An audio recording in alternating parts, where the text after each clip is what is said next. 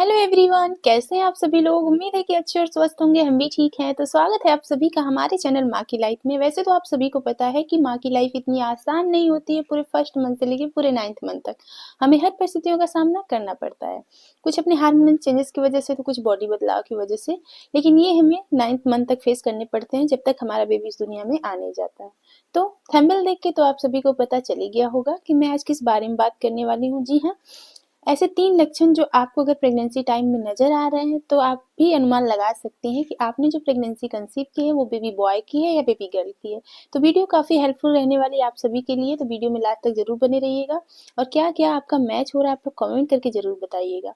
जैसा कि आप सभी को पता है कि जो भी वीडियो मैं आप सभी को देती हूँ, मेरा पर्सनल एक्सपीरियंस है और कुछ पुराने ज़माने से रिलेटेड है, जो काफ़ी हद तक हेल्पफुल रहने वाला है आप लोगों के लिए। क्योंकि आज भी कुछ चीज़ें ऐसी हैं, जैसे ऐसे लोग हैं जो हमारी प्रेगनेंसी को देख के, जो हमारे बॉडी बदलाव को देख के आसानी से तर्क लगा देते हैं कि हमने क्या कंसीव किया है, या फिर हमारे घर नन्हा मेहमान आने वाला कौन सा है। तो जैसा कि आप सभी को पता है कि जो भी मैं वीडियो देती हूँ, मेरा रियल के बेबी का सिम्टम्स होता है और पर्सनल एक्सपीरियंस भी है। ठीक है, तो आपका क्या मैच हो रहा है, आपको कमेंट करके ज़रूर बताइएगा। और सब्सक्राइब जरूर कर लीजिएगा। सब्सक्राइब बिल्कुल भी फ्री है, कोई भी पैसा नहीं लगता है, तो आप लोग सब्सक्राइब जरूर कर लीजिएगा। ठीक है, तो चलिए वीडियो को स्टार्ट कर लेते हैं।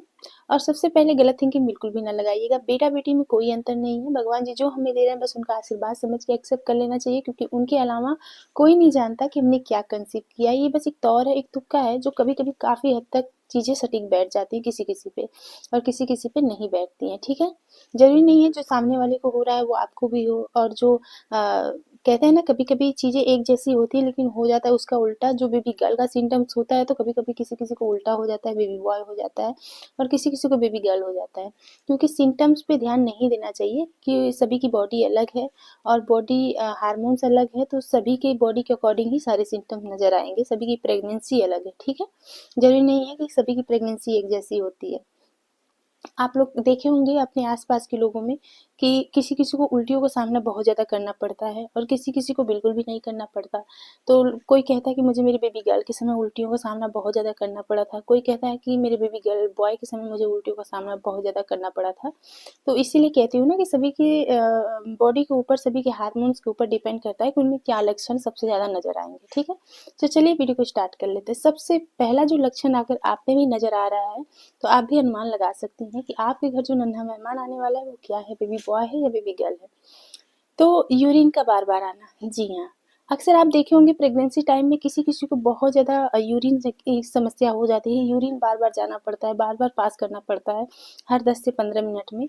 तो इसके दो रीज़न हैं। सबसे पहले एक रीज़न है कि इसको बेबी का ओर कहा जाता है, अगर पुरानी मान्यताओं को लेके चले तो। और दूसरी ओर कहा जाता है कि या तो हमारी डिलीवरी बहुत ज़्यादा नज़दीक आ गई है, तब हमें हमारे ब्लैडर पे दबाव पड़ता है, तब हमें यूरिन जाने की समस्या बार बार होती है। और दूसरी है कि या तो हमें इन्फेक्शन का कोई रिस्क हो रहा है, तब हमें यूरिन की समस्या बार बार हो रही है। और सबसे पहला जो है कि वो है हमारे बेबी का ओर। अगर बुजुर्गों की माने तो लोग अपनी भाषा में उसे बेबी का ओर कहते हैं। बस एक माँ को जानना होता है कि वो सबके किसके टाइम पे सबसे ज़्यादा उन्हें ये चीज़ें फेस करनी पड़ी थी, बेबी गर्ल के टाइम पे या बेबी बॉय के टाइम पे। तो मैं अगर अपनी बात करूँ अपने बेबी बॉय की प्रेगनेंसी के बारे में, तो मुझे मेरी बेबी बॉय के समय यूरिन जाने की समस्या बार बार होती थी। तो क्या ये सब आपको भी हो रहा है? आप लोग कमेंट करके ज़रूर बताइएगा। ठीक है, अब नेक्स्ट है स्तनों में दर्द का होना। जी हाँ, काफ़ी ज़्यादा आप लोग देखे होंगे प्रेगनेंसी टाइम पे कोई कोई हार्मोन्स हमें इतना ज़्यादा इनबैलेंस हो जाता है कि फ़र्क दिखता ही दिखता है, चाहे वो बॉडी को लेके हो, चाहे वो अंदरूनी कोई ऐसी सिम्टम्स के लेके हो। तो अगर आपको भी कहते हैं ना कि हमें दोनों बेबी में अलग अलग सिम्टम्स बनते हैं। कभी कभी बेबी बॉय में अलग बनेंगे, देखे होंगे, और बेबी गर्ल में अलग। तो मुझे मेरी बेबी गर्ल के समय स्तनों में कोई दर्द नहीं था, ना कोई हैवी था, ना तो कोई कहते हैं ना कि मतलब छूने पे जैसे कांटे की जैसे चुभन होती, दर्द होता है, तो ऐसा बिल्कुल भी नहीं था। ये मुझे मेरे बेबी बॉय के समय हुआ था। तो क्या ये आपको भी हो रहा है? आप लोग कमेंट करके ज़रूर बताइए कि क्या ये दर्द आपको हुआ प्रेगनेंसी टाइम में।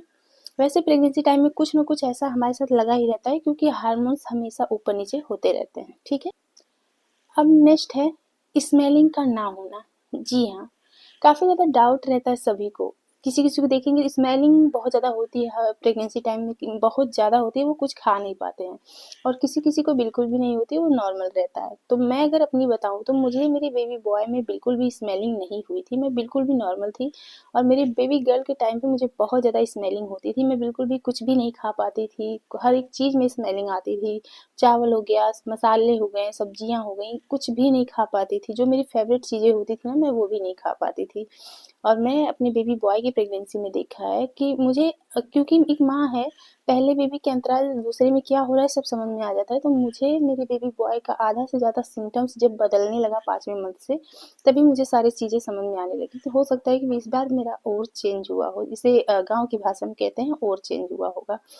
तो मुझे स्मेलिंग बिल्कुल भी नहीं आई किसी चीज़ में, जो मेरा पसंद बस फ़ेवरेट था। जैसे कि मैं नॉन-वेज खाती हूँ, जो लोग नॉन-वेज नहीं खाते उनको नहीं पसंद होगा। लेकिन मुझे मेरे बेबी गर्ल के समय हर चीज़ से स्मेल आती थी, मसाले की स्मेलिंग बर्दाश्त नहीं होती थी। लेकिन मेरे बेबी बॉय के समय में मैं सारी चीज़ों को एन्जॉय करके खाई हूँ और इसीलिए कहते हैं ना कि जो चीज़ें कोई-कोई चीज़ें ऐसी होती हैं जो माँ के गर्भ से ही बच्चों को पसंद नहीं होती है। जैसे कि बेबी गर्ल को स्मेलिंग का बहुत ही मतलब कहते हैं ना कि पसंद नहीं होती है और बेबी बॉय जो होते हैं वो सारी चीज़ें खाते हैं, सारी चीज़ों के आदी होते हैं। तो माँ के पेट से ही कुछ-कुछ बेबी होते हैं जो इशारा देने लगते हैं। तो आपको क्या चीज़ें पसंद है प्रेगनेंसी टाइम में? किसके समय पे आपको कौन-सा सिम्पटम्स आया? आप लोग कमेंट करके ज़रूर बताइएगा, ठीक है? बाय-बाय।